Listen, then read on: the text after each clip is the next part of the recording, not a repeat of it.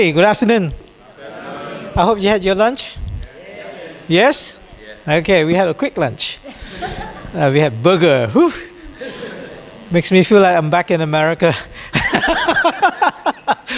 I'm going to share a bit about leadership and all that, and when then we have some interaction with some of my sharing. Yeah, we use this as a platform for us to discuss about leadership. Leadership in business, small venture, and also church leadership. Yeah.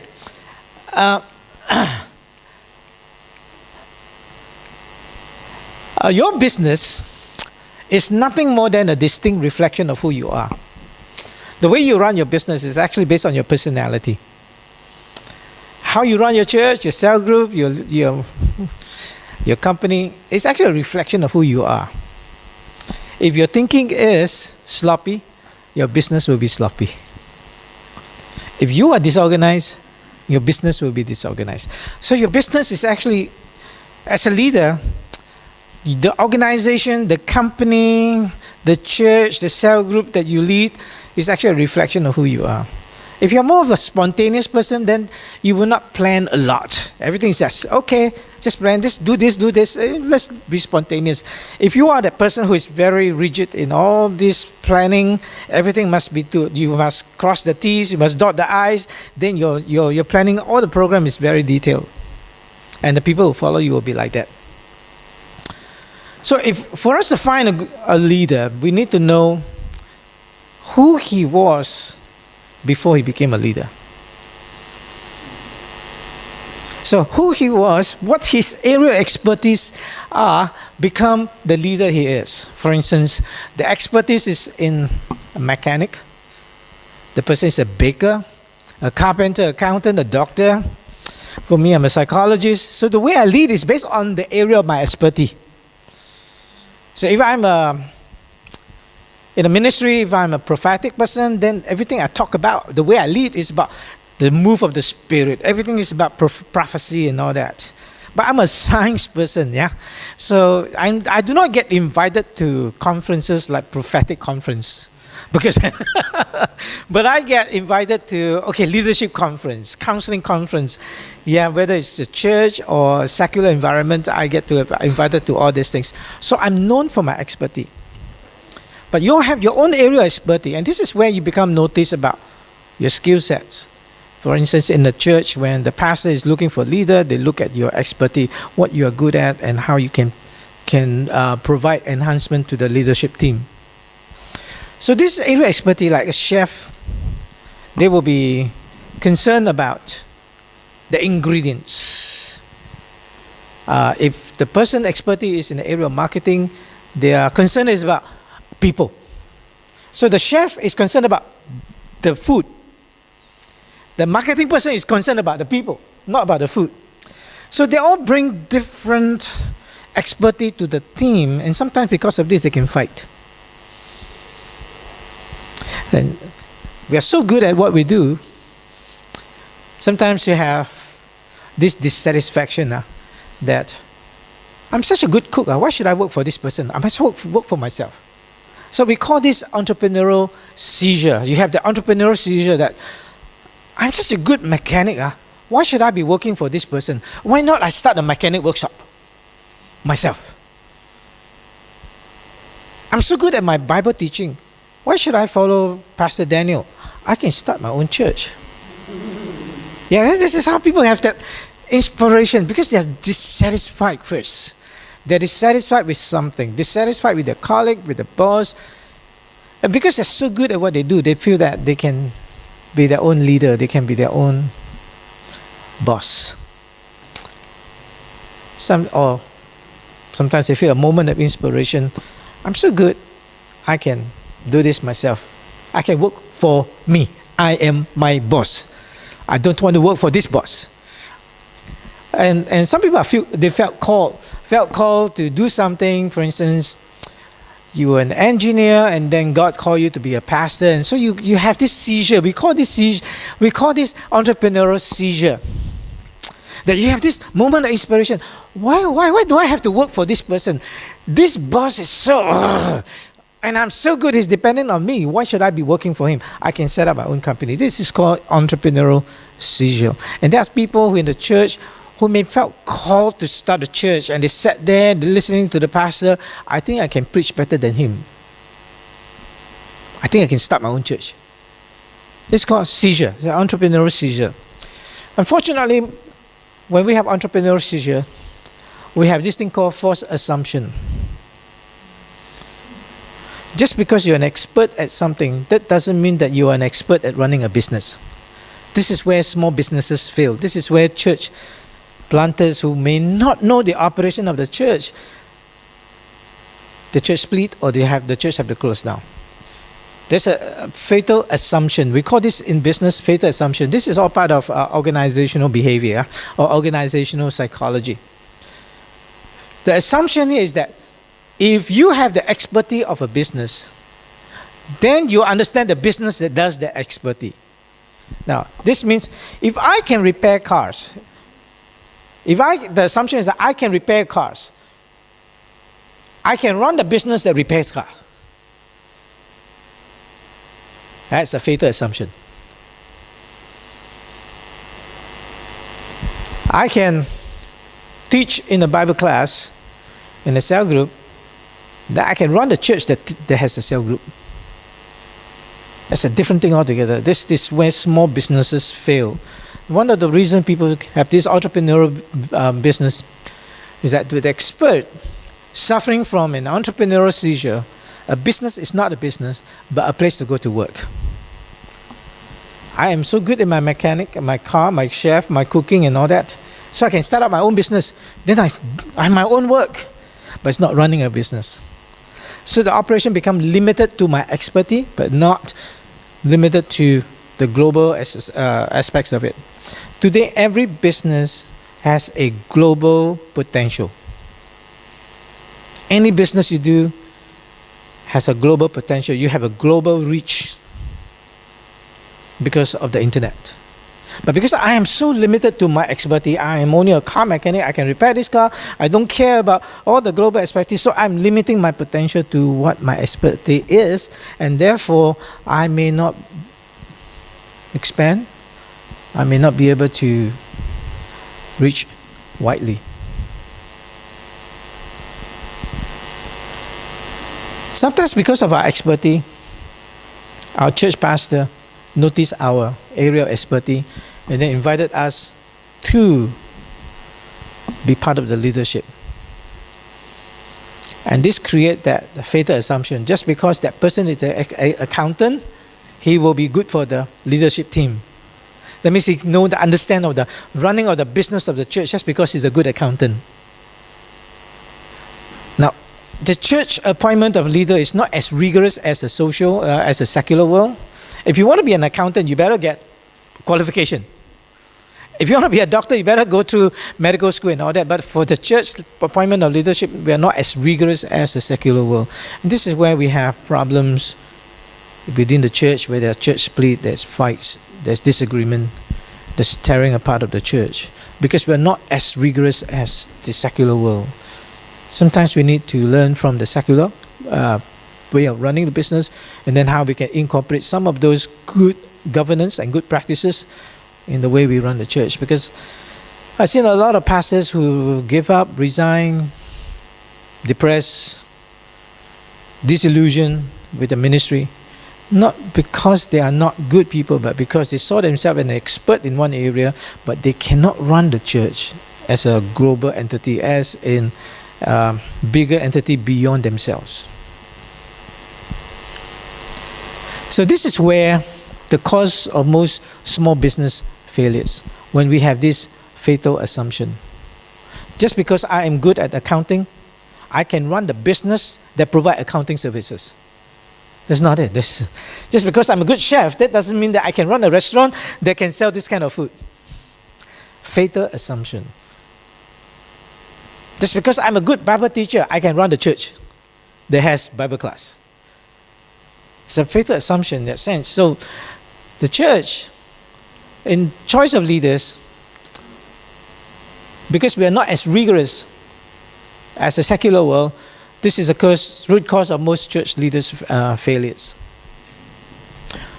Sometimes we appoint a person too early, too young, and then they become too ambitious. They clash with the others. They want to have their own style of running and operating the church, and they become insensitive to the people who are there before them. Now, the truth is, to be a good leader, you got to be a 3-in-1 person.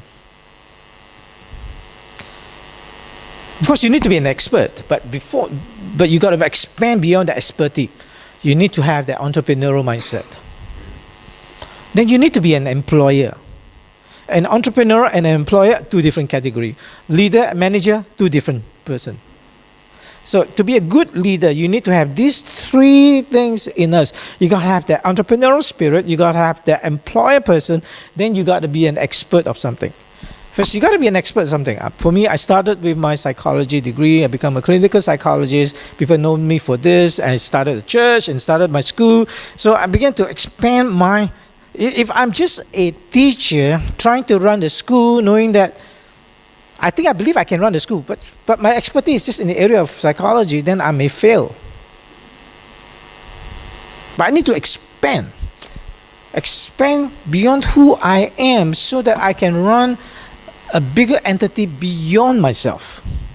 Because if you want to be a successful leader, you got to run something beyond you. If everything stops at you, your operation is always limited. So to be an entrepreneur, to have on the entrepreneurial spirit, you got to be a visionary. You got to see things that people don't see. Like Steve Jobs says, we produce things that people do not know that they need it yet. So visionary, very creative people, they see in the future, very resilient. They will fight back all the time. Every time they fail, they get up. They're people person. They are an entertainer. They can sell refrigerator to the Eskimos. They tell the Eskimo that you need a refrigerator. So these are the visionary. These are the entrepreneurial. But just to be a visionary without being an employer and the expert, cannot. You want to set up a restaurant, but you cannot cook. Cannot. I want to have a restaurant, but my expertise is not in cooking. I'm a terrible cook. So then I set up the restaurant. I become dependent on the expert that I hired. Because I cannot cook, I depend on this cook. This cook said, tomorrow I resign unless you give me 100% pay rise. Now I got squeezed. You know what I mean? If you're just an expert, you're just a cook, you're not a visionary, your restaurant will always be small. So you got to be an entrepreneur, you got to also be an employer. Employer is like a manager, someone who plans, someone who is pragmatic. The visionary say, we can do this. The employer say, hang on, we got no money in the bank. Let's expand. Sorry, no money. Let's hire. No money. So they're very pragmatic planner. Most pastors are visionary. Then they have employers around them who will pull them back a bit. Pastor, cannot lah, no money in the bank. Never mind, God will provide. You see, and so I am an entrepreneur. I am not an employer, so I married an employer who helps me to be pragmatic, helps me to plan, helps me to balance my book. Employer, look at the past. Last time we did this, we failed. So now, but visionary said, who cares about the past? It's all about the future, man. And they're very thorough. They look into they cross all the T's and dots all the I's. So this employer craves order. They want everything to be status quo. Now, if you have the employer mindset, then you are not averse to taking risks. And therefore, your operation of your organization is always in the status quo, flatline. The visionary said, no, we must do this way. Employer said, no, no, no, no, no, no. Then we have the expert. You see, in all three, you must be an expert of something first before you can engage into a business.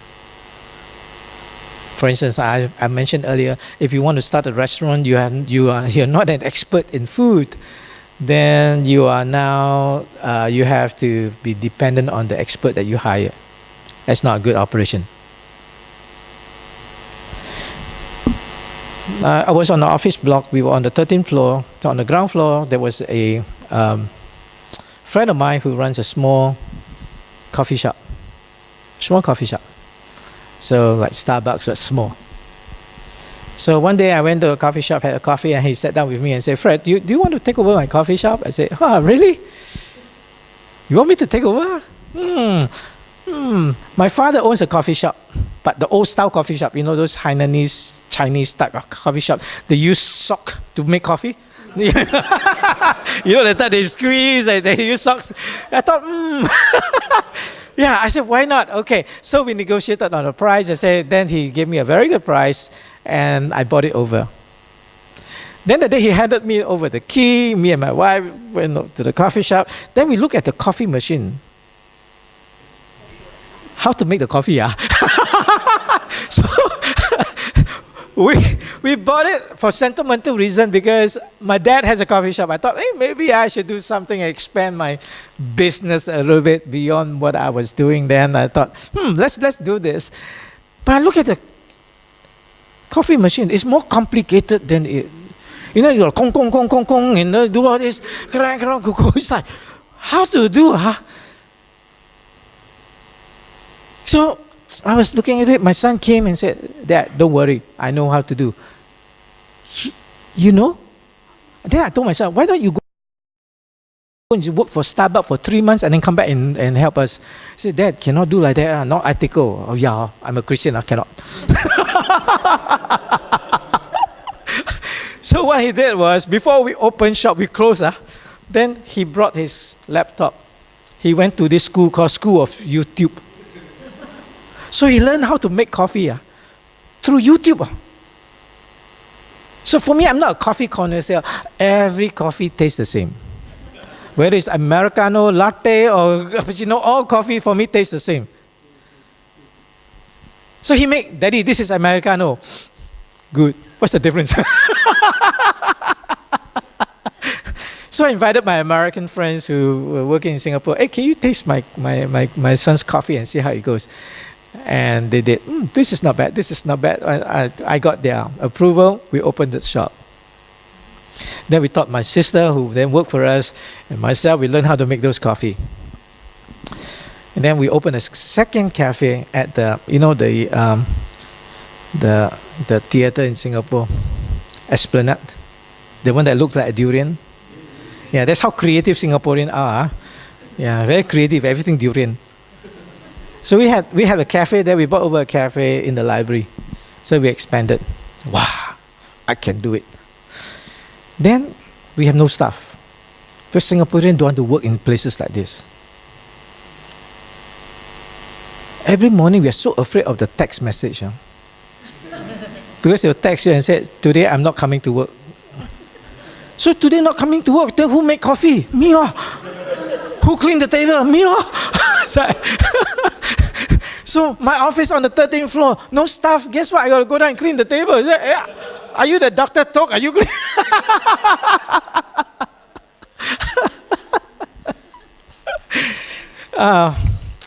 And after a while, we thought, okay, this is not for us. We are not the expert in this. We're just doing it for sentimental reason. And it's making some profit. And I found out that there are people who are willing to spend up to $60, $70 a day on coffee. Each cup, $5, $7. They'll come down just before they go to the office. They have 1 cup. Tea break, they come down for another cup. Lunch, they have another cup. Afternoon tea break, they have another cup. Before they go home, they have another cup. Oh, they spend this on on coffee, $50, $70 on coffee. Wow. It's not good for them, but very good for me. Huh?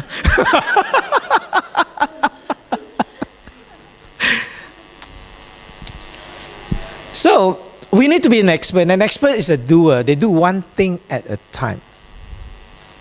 Cannot go too fast. Great. We must make sure that this craft, this thing work well.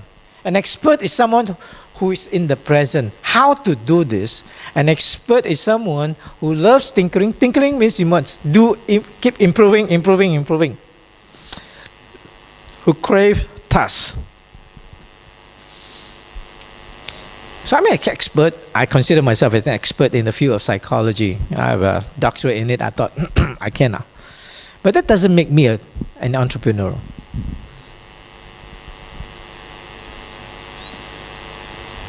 That doesn't make me a good pastor, because I'm too scientific in my thinking. Because if there's a symptom, there must be a cause. But sometimes in church, symptom, no cause. It's like, I cannot fathom, you cannot.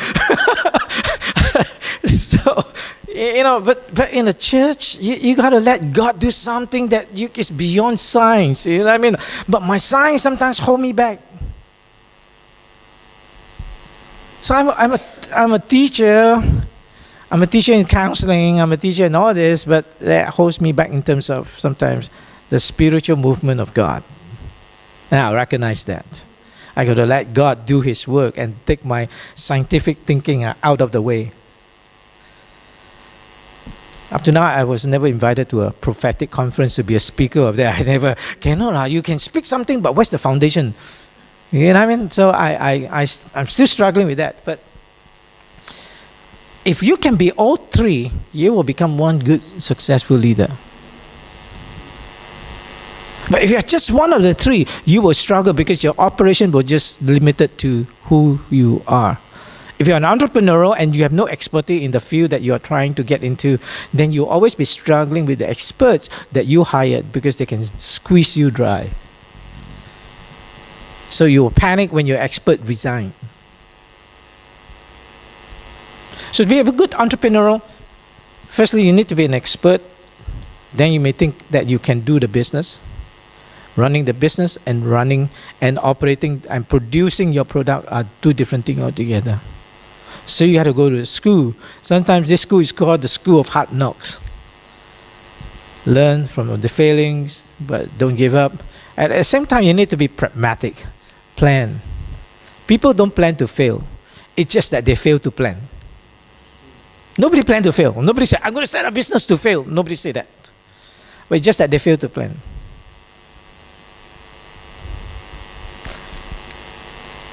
So, very often we see these three as isolated gifts, separate. But if you can be the person who has all three in one, then you can be one incredibly competent leader. The key here is that you need to have all three, but have a balance. That means you have the balance of all three. And when you can balance this, it results in an incredibly competent individual. I do a lot of coaching with business people, and I get them to realize about themselves who they are and why the business is limited to their personality, and why sometimes they cannot grow. It could be that because they are the employer, they are not entrepreneurial enough because their employer mindset stifle the growth. Or they are the expert, they're so good at this, they keep trying to improve the product that they never sell anything. So I had to devise a manner where they could quickly identify themselves, identify their partners, to know who they are. If you are an entrepreneur, you find it hard to be an employer, then you need to engage an employer. If you're an expert, but you want to be an entrepreneur, and you cannot spread your time between being an entrepreneur and be a manager, be an employer and to be the expert, then you got to maybe find partners who may be the person that you are not. And when you find partners to be that person that you're not, then you have to be careful because there is a likelihood that there are disagreement and that you may lose the friendship. When you lose the partnership, you lose the friendship.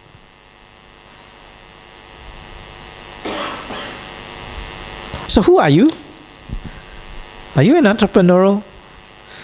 Are you an employer, or are you an expert? What do you think? How many how many entrepreneurs here? You think that you are visionary, you can cast vision, you can... Yeah, very much. Pastor Daniel is an entrepreneur. He sees things before you all the do, right? Yeah. Then he had a few managers, right? People like Limi and maybe even Mega, who will then do the operation, will manage it. What? The rest of you are only one entrepreneur? Yeah. Okay. Anyone else? Okay. Any employer here? Okay. So you married to each other. Good combination. Yeah. Yeah. Any expert here? Actually, all of us should be an expert. All of us should be an expert. So the expertise comes first. You must have the expertise before you set up any company and organization. So unfortunately in church, your expertise may not match the church needs, but because you're an expert in this field, the pastor, the leaders felt that, oh, you are good at this, you can manage this. And sometimes there's a huge mismatch that causes a lot of problem. A lot of problem. This is Scully, the story of two Steves. So these are two things that we need to look at to create that balance: visionary and balance. The whole key is balance.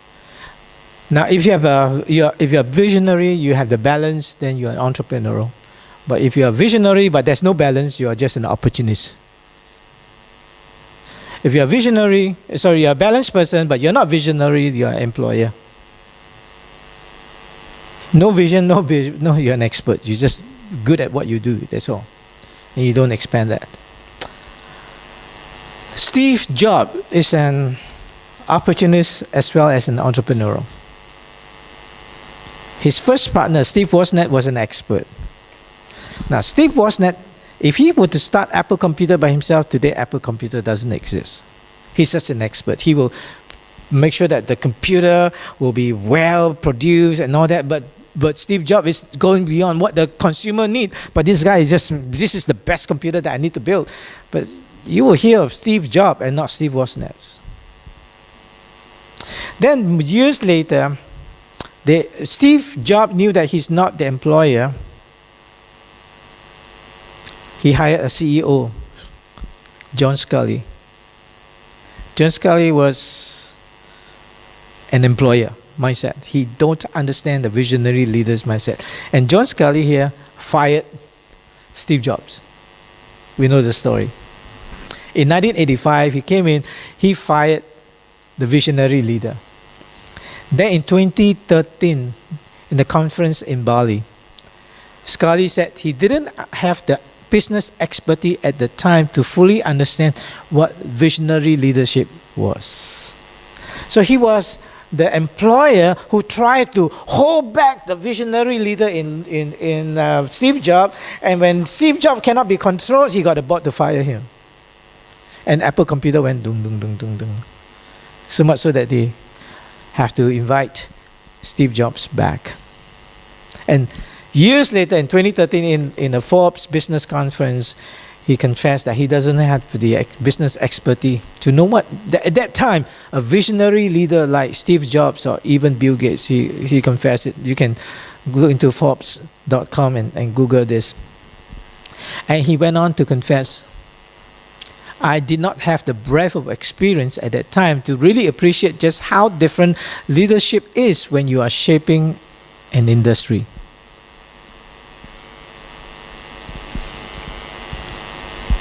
Steve Jobs came back, and then he balanced. Indeed, over the years, Scully, like so many others, recognized Jobs' true genius as a leader. In 2010-11, for example, Scully calls Jobs the greatest CEO ever. It takes years after he fired Steve Jobs to recognize that Steve Jobs was the visionary leader that he wasn't. See, when you are compartmentalized, I am the employer, but I'm not the visionary. As an entrepreneur, I'm not the expert. I just see from the business perspective, and this visionary of a leader who is called the entrepreneur is wanting to do something that you think that it will lose money. You hold back this person, and then become a politics in the office. And this is where we have this mega fight in office politics, because we only see it from our own perspective. We don't see it from that leader's perspective. We don't see it from the expertise perspective. So eventually, Steve Jobs came back and became that balanced person. The Apple went up again. He was himself an employer, so he hired the right people, make sure that they can do the work, and it's not just thinking about new vision of new computer. He also looked into the hiring of staff and all that. So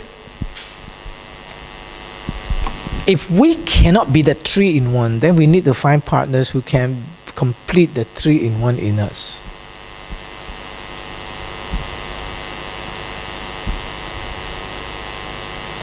But we can learn to be in that 3-in-1. If we are not there yet, then don't demean, discourage the expertise, the employer, or the entrepreneur in your team. We just need to learn how to work together for the good of the organization, for the good of the church, or for the good of everything that you are leading.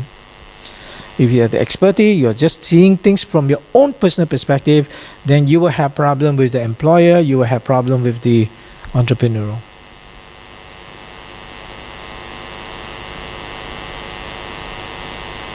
Now, I want you to talk to me what you think of all this.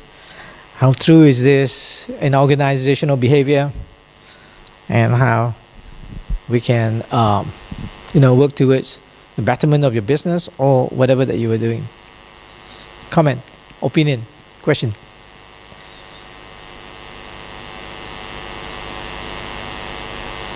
Yes.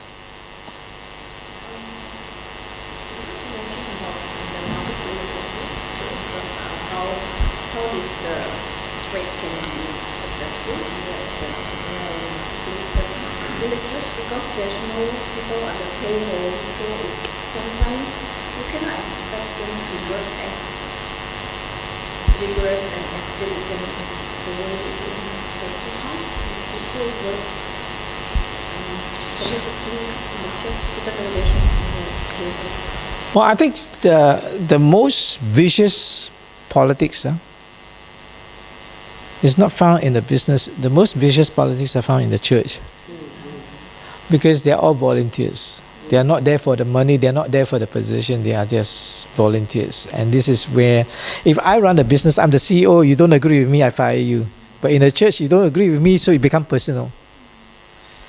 So I think the first thing we need to do is to embrace a vision that everything will go towards this. And we can disagree, but then rough it out and come to this conclusion. And this is the best way to do this.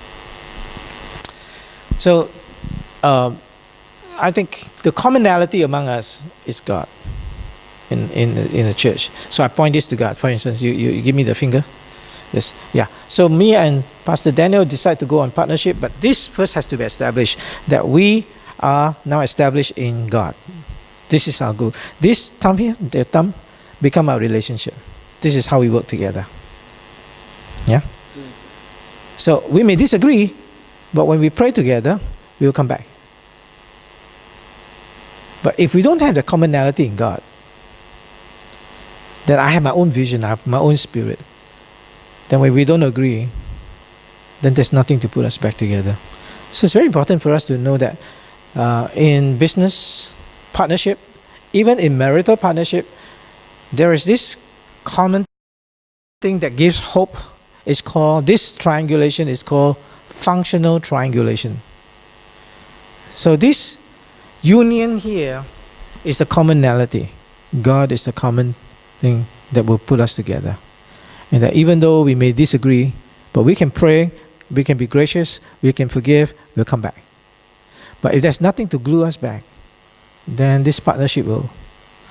And usually church split is because this, God spoke to me this way, God spoke to him this way. So there's no more of this union here, and so they go separate ways.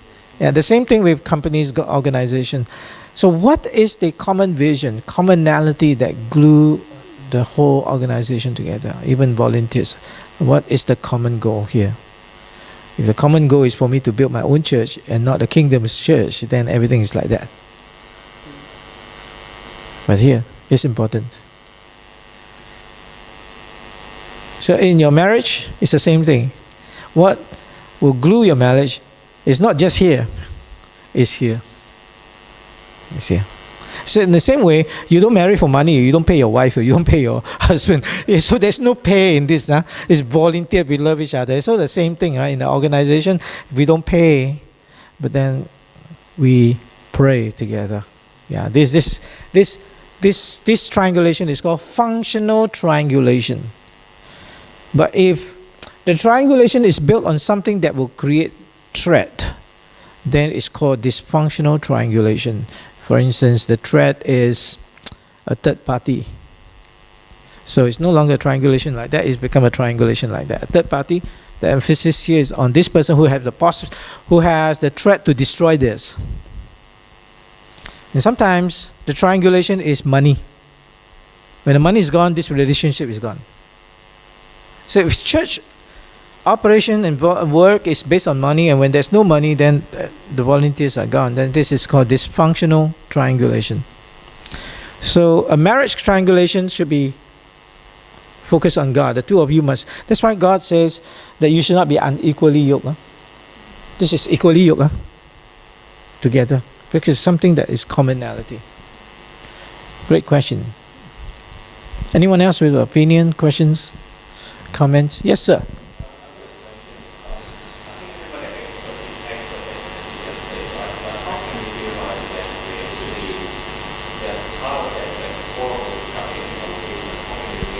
Yeah, there's a lot of assessment too that we can go into to find out about ourselves.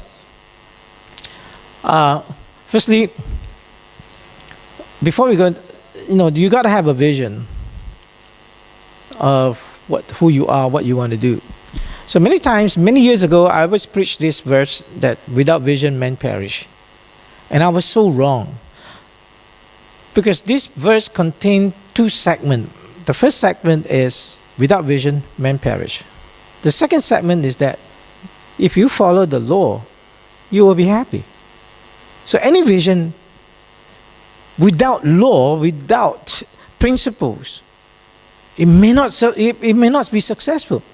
So what's the law? The first law is to know yourself. See, you got to have a vision.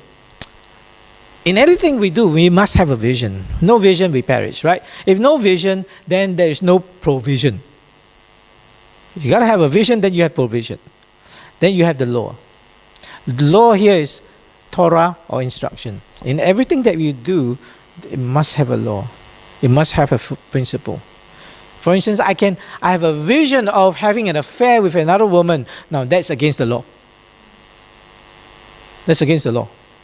So, having vision is not enough. Vision that fulfills the law, the ethical law, the principle, then you can look at the person being happy and successful. So the number one key to the law of success is knowing yourself. And I'm coming to your question. How do you know you are this person? How you know you are that person? Well, vision and law, again, psychology is a math thing. That's why math is problem solving. And we do a lot of math in X and Y to understand, a bit more about our situation. So if we take these two, your vision, and your vision is what you want to do. The law is how you're going to do that. So these two create four variables. If you don't have vision, you don't have any law, no principles at all, then you always struggle. If you have vision, no law, your speculation is speculative. I want to be a millionaire, but I don't want to work hard. I just sleep at home. So there's no law that will help with that vision. I want to get married, but I don't go out and socialize. I stay at home all the time. So you don't have that law. But if you have law but no vision, there's stagnation. If you work for this company for 40 years and there's no vision of you being promoted and everybody else is being promoted before you and you've been working here for 40 years, then your position is almost like stagnant, yeah? If you're married for 40 years and you don't do anything about your marriage, then your marriage can stay stagnant. So after my children finished their education, we got an offer for us to go to the States, and my wife and I look at each other, okay, let's do something just for ourselves so that we can continue to, walk together in bliss, rather than just our children leave, then we look at each other, now do what? There's stagnation, yeah? So we want to do something different. So we left for the US. And if you have law, you have vision, then you have success.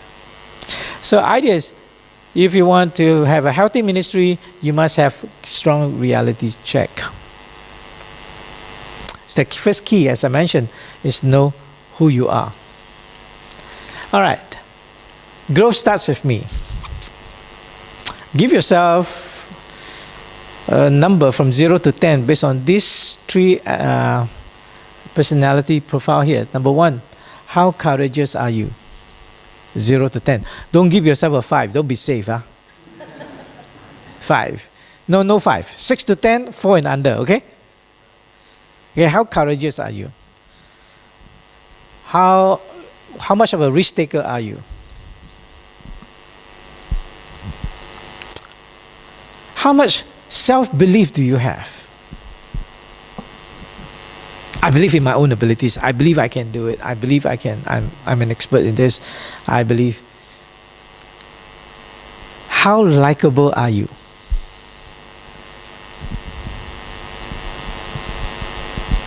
Okay, you add the 3 together. You should not get more than 30, yeah? If you get more than 30, then you're suffering from this disorder called narcissism. Okay, now, then we are actually swimming in an environment that we are not conscious of. For instance, when you ask a fish, how is the water? They will ask, what water? Don't you know that you're swimming in the water? For them, it's like, this is norm for me. So in order for me to climb out of this, come up to be successful, I must swim above this, get out of this to be successful. If you score 10 and below, you assume that the environment that you are in is this very scary environment. There are sharks out there ready to eat you up alive. If you are scoring between 11 to 20, then there are sharks out there, but some sharks can be friendly. Some sharks can be overcomable. If you score 21 to 30, what shark are you talking about? Everyone can, it's a fun and game. So here, you can see that if you are scoring below, going to 0, you're anxiety focused, you love status quo. So you're more of an employer type, expertise type. If you score high, the higher you grow, the more risk focused you are, then you love challenges, you're more of an entrepreneurial type. Here you're an expert employer, here you're more of an entrepreneur.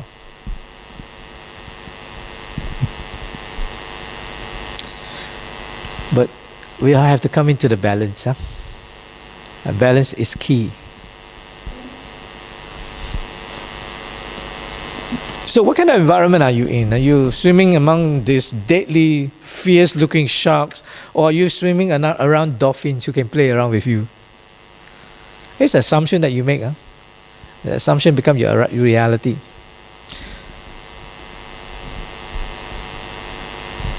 If you ask most entrepreneurs, I can do it, no problem. We can. If we fail, we can try again, no problem. So they are more risk-focused. It's okay. You ask the employer, you ask the expert, no.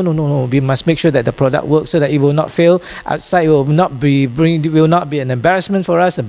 And so we must have enough money before we start this and all that. So if you are more leaning towards The left, you're more of a expert or employer focus.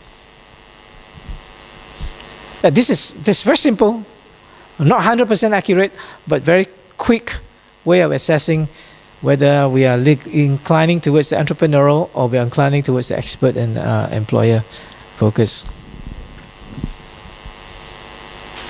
Question, comment?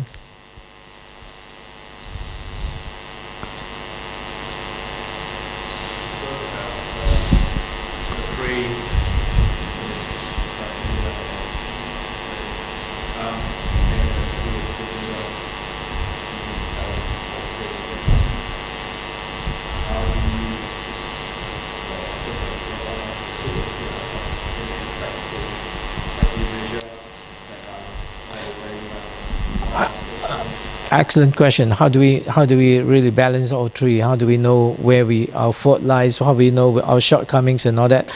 Actually, we cannot look at the mirror and assess ourselves, because then we are very biased in our own perspective. This is where coaching comes in. This is where looking at someone that you trust can come in, and that people who can know you and say that, hey, you're lacking in this, so you need to improve on this area.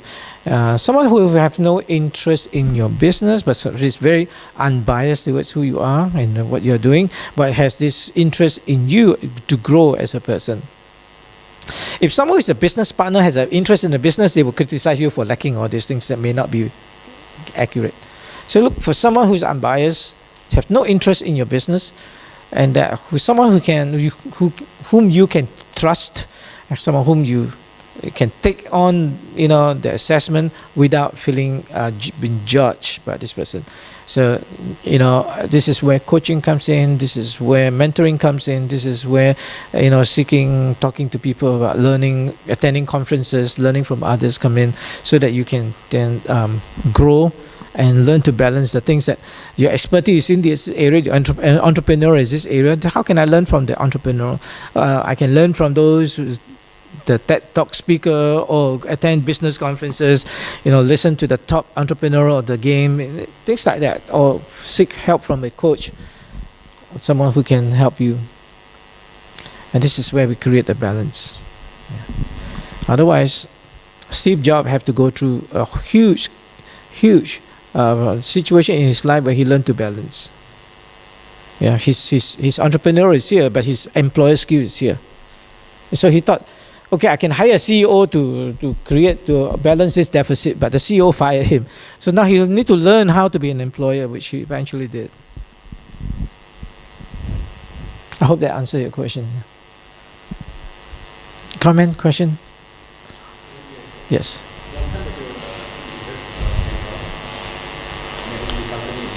Yeah. Yeah.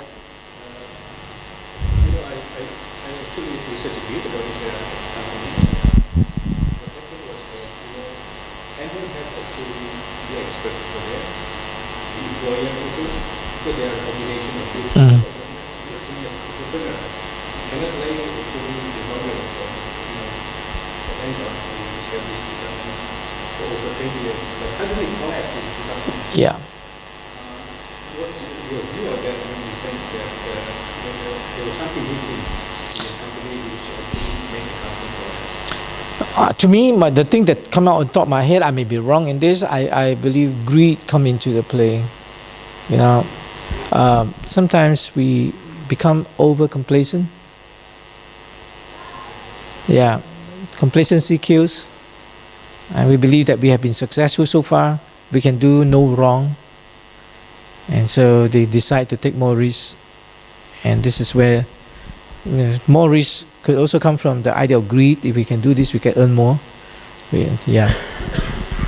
So there are a lot of areas, many factors. I'm just coming out on top of my head here. Now, on the opposite end of it, McDonald's started as a family business, brothers coming together. They were expert in their producing quick, fast food, producing burgers within a minute, but they were just that limited operation. They brought in, they did not bring in, someone came in and saw the operation, like it, and bought it over. His name is Kroc, I think, and then McDonald's became the huge franchise. See, that person came in, It's an entrepreneur, and then work with them. You're the expert in producing burger. I'm the expert in, globalizing your brand and all that. So that's where it grew. See, if it left it to the Kroc brothers, they're still in that corner stand, happy to be where they are. So it all depends. Do we want to grow? But when we grow, do we take too much risk? And this is where the employer must be strong. The employer must be strong in as far as governing the entrepreneurial. So if the entrepreneur is too strong, then everybody must follow the entrepreneur. Then when that collapses, everybody collapses too. So if the entrepreneur hire just yes men, yes people, that's where the danger is. And forgive me for saying this. This is what happened in City Harvest. Kong Hee, charismatic, visionary. Then he hired young professional, but they are not strong employers. So when Kong Hee said, "Let's do this," all these young people supported. So when it was caught, when things goes wrong, these young people suffer. They have to go to jail, not because of their own vision, but because they follow the vision of that visionary. So sometimes you got to have strong employer to hold back and say, let's do some balance, let's do some reality check and all that, so that everything can be balanced out. So young family, young women with young children spend 3 years in jail because they obey the visionary. They have to have the balance. I am no way criticizing them, but I'm just using this as a case study here.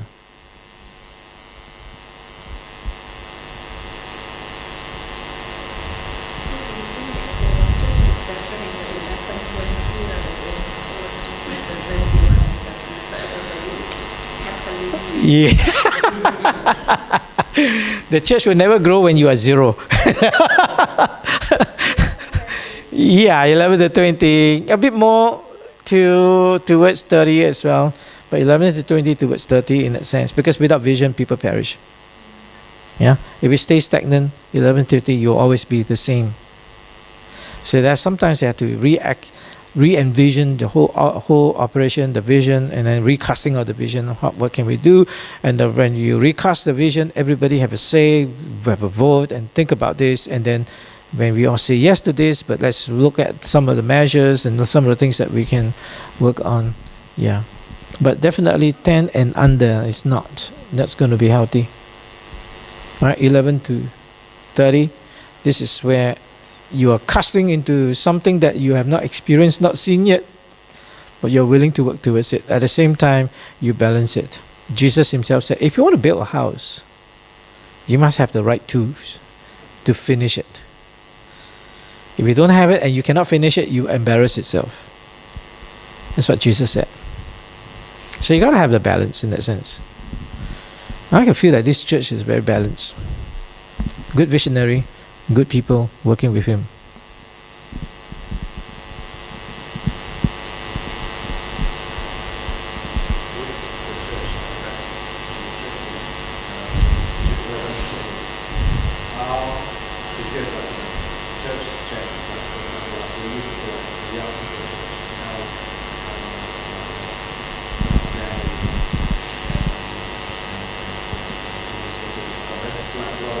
Right. Is there like a tool or an exercise that we can do internally with the team and ourselves to measure where we are?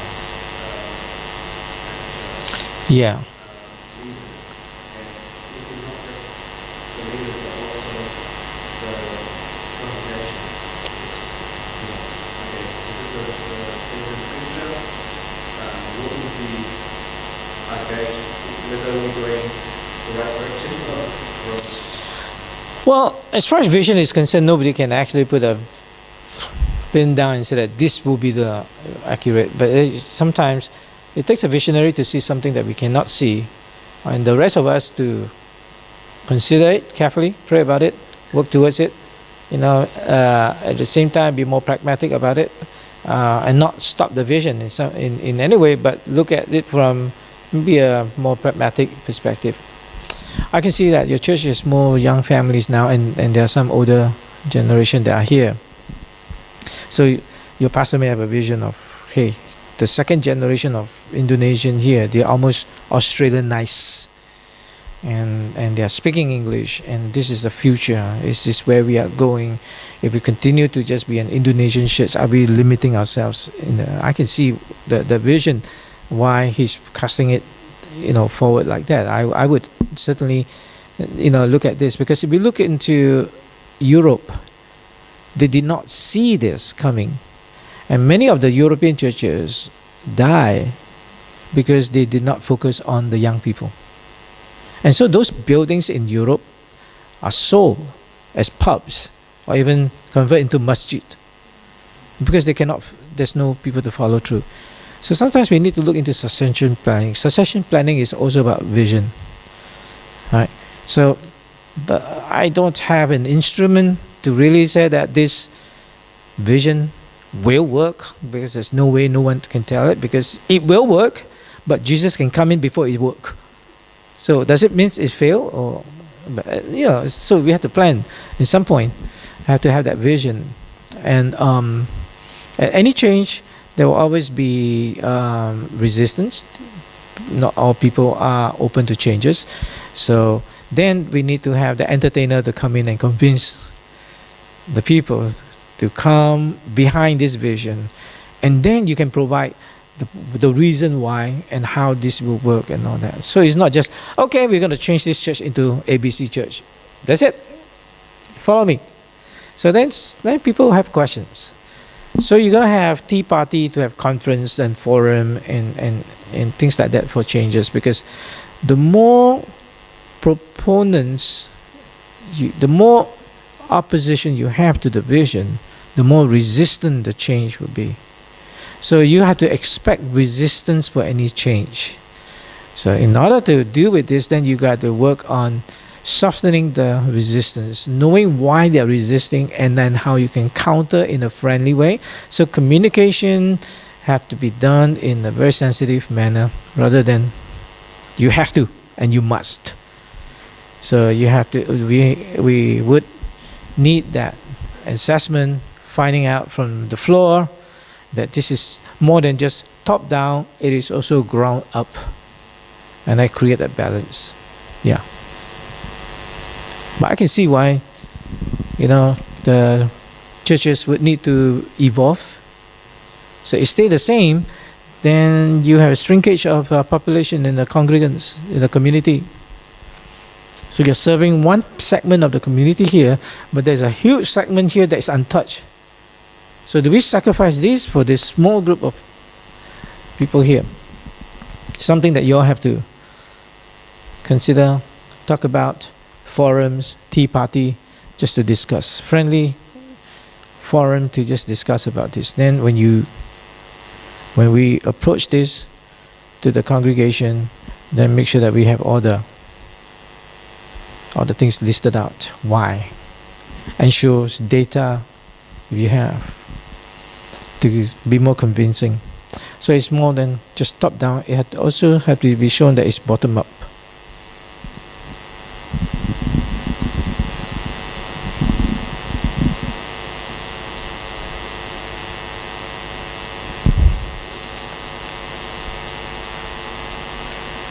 So what's your element? You see, when you are in your element, you are doing things that you're so good at it that time passes very quickly. For instance, I'm in my element when I'm teaching. I love to teach. That's my element. Some people love to play the piano. That's their element. Some people love to sing. That's their element. Some people like to do homework. That's the element. Some people like to study. Well, so if you found your element, then you know what you're good at, and then you can then grow from there. So the first thing we need to find out about is passion. Passion means what we love.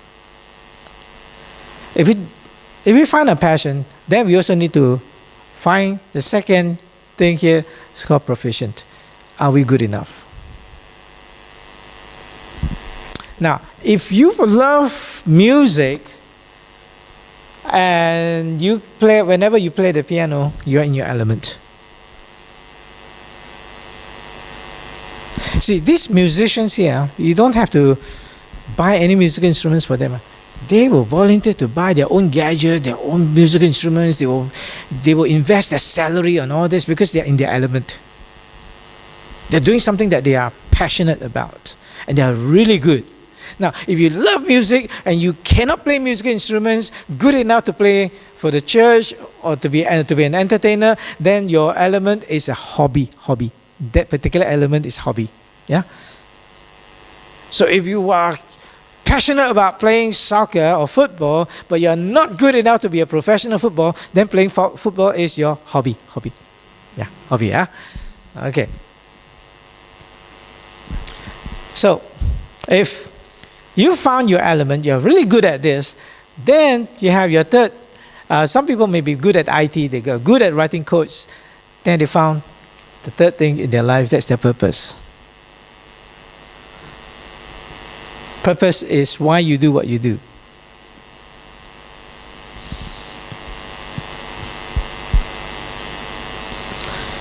There are many hobbies, but few professions. So it's good to have hobbies. Not all your hobbies can be profession. But if your hobbies can be a profession, that's the best. If my hobby is to preach, then I earn money out of that. Okay, then wow. If my hobby is playing football, I earn money out of playing that. Whew. Yeah, I'm in my element. I enjoy my life. So some people are very good at medicine, but they're not passionate about this. They have to go to school, to medical school, to become a doctor. But they don't want to be a doctor originally, but it's because their parents forced them to be a doctor. So every morning, they are out of their element. They go to their clinic. They hated the job. They hated the patient. But if they always wanted to be a medical doctor, they are specialists in some kind, that's their passion. Every morning, they look forward to going to their clinic to help people to get well. So I love to teach. This person who loves IT, write codes, he wrote an Uber app, he earned billions of dollars. So I love to teach, and my specialist, my proficient is in psychology, and therefore I'm into human development training. And I find my purpose. So I go to corporations, companies, churches to coach, to teach, to train. And so I go to Malaysia. These are Muslims, psychiatrists. I go to the mosque to teach in Singapore and Malaysia. And they know I'm a Christian. But because of my expertise, they want my expertise. So my expertise opened the door. So I found my purpose. I enjoyed teaching this Muslim.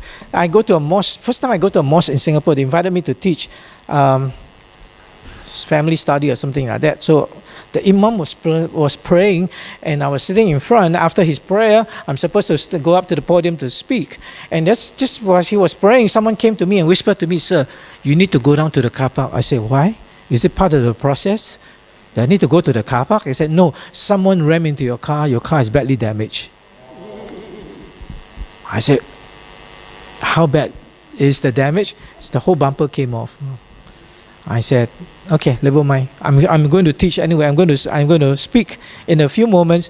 And the guy said, "You don't want to take a look at your car? I can ask the imam to just delay you so that you take a look at your car, take picture, and then you can come back up." I said, "It's okay. Damage anyway. What can I do? Yeah, I prefer to speak first. You're not concerned about your car? No, it's okay. It's okay." Well, the guy looked at me. "Wow, sir, you are cool, huh?" What he doesn't know was that day, for some reason, I drive my wife's car, so not my car. It's okay.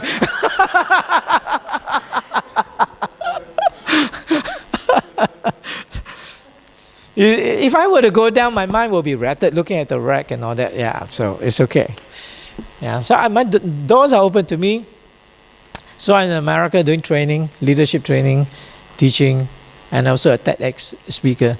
So hey, here you analyze your passion, proficient. If you can be good, you found your element, then you use your element to synthesize with the world, how you can be used. Then you analyze, synthesize, and then you monetize. If you can do this, that means you are very comfortable, you are happily going to work every morning. People ask me, how you fly around? Huh? I flew 4 times back from US, 27 hours. You care how to do that? So 5 hours from Singapore to Perth, no problem, 5 hours only. I flew one way to America is 27 hours. But when I'm on the plane, I'm doing my work, I'm in my element, I tinker with my presentation, I improve on this, so time passed really fast. Because I'm supposed to teach this, so I'll do this research and all that. I'm in my element. Time passed fast. It's like, wow, another 3 more hours, I've reached my destination. Yeah, if you're out of your element, it's like, another 28 hours.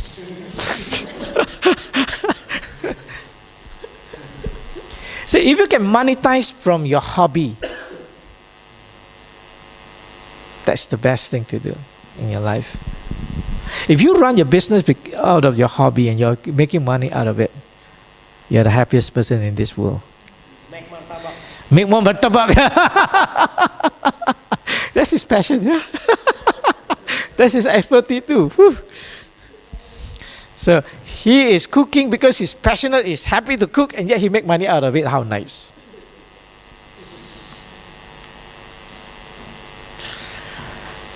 David said to Saul, the Lord who delivered me from the paw of the lion and the paw of the bear will deliver me from the hand of the Philistine. See, David's identity is with God. Earlier we mentioned about, having to calibrate your life with God. God was his identity. The Lord who delivered me from the paw of the lion and the paw of the bear will deliver me from this Philistine. David's training before he met Goliath was to fight all these lions and the bears. So we have to go through some training in our life. We have to go through some difficulties. Those are your training moments. Because that moment, one moment that Goliath comes, then you will be known for that Goliath. For that overcoming of the Goliath. The Lord will deliver David's confidence. You see, this was Goliath's armor. They found this 3,000 years old armor. It's all made of copper. It's heavy. See, the only openings is the eyes. So the rest of the body is not protected. So even you have the knife, you can, it cannot penetrate. So that's why the Israeli army were afraid, because they know that they cannot fight. They kill this guy. And the only opening is this 2 by 6 inches here. And David's stone was so accurate that it hit Goliath between the eye, and it killed him. This is 3,000 years old. No blacksmith in Israel at that time. Only 2 people in Israel wore this armor, and that's King Saul and his son, Jonathan. And when David said, I'm going to fight this Philistine, and King Saul volunteered to give him his armor, he said, "Krong, cut the fight." David refused the armor and took his sling. And they even stole it from the Philistines. Now, can this stone kill and knock down a giant? So they did a scientific study. Again, I'm science. I like to prove certain things. They proved that David can actually kill this guy. Let's watch this video. You have the sound? Okay, let me just go back.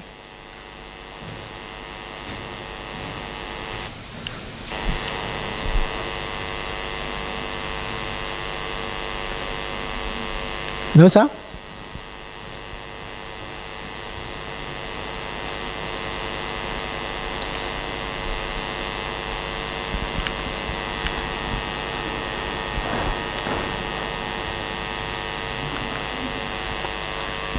So this is the meter that measure the the speed of the stone, and it's 2 by 6 inches. And they will measure this based on the stone. If the stone hit this with a certain speed, then it can kill the person.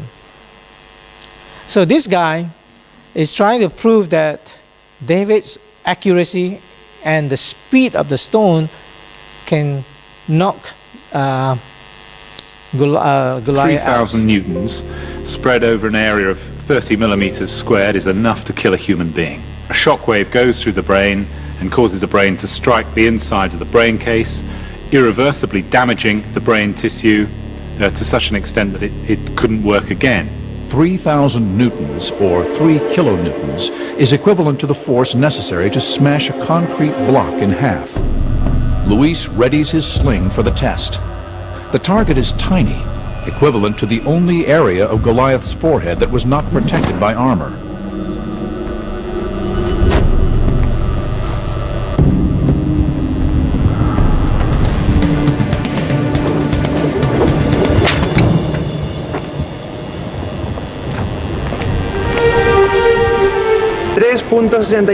.62 kilonewtons. That's sufficient to eliminate Goliath with a sling and a stone. Goliath is now dead. See that the space is so small, and yet you can be so accurate. But you just cannot be accurate just like that. You got to practice. David practiced with the lion and the bear. So you have to have training. And it proved that David actually can kill Goliath at that height, at that distance, at the speed, and the accuracy. So it's possible. But it takes a lot of training. Oh, I need to.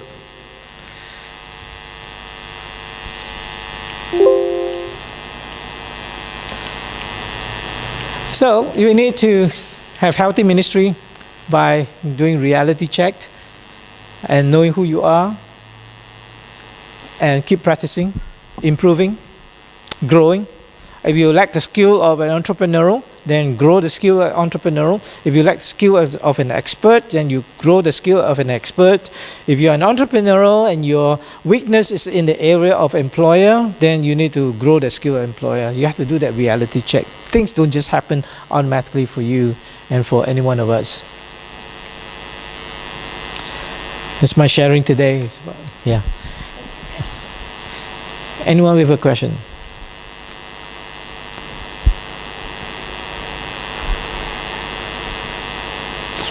So it's good to have a vision, but it must accompany with law. It must be accompanied with law. You cannot just have any vision and think that it will be successful. You have to be accompanied with laws.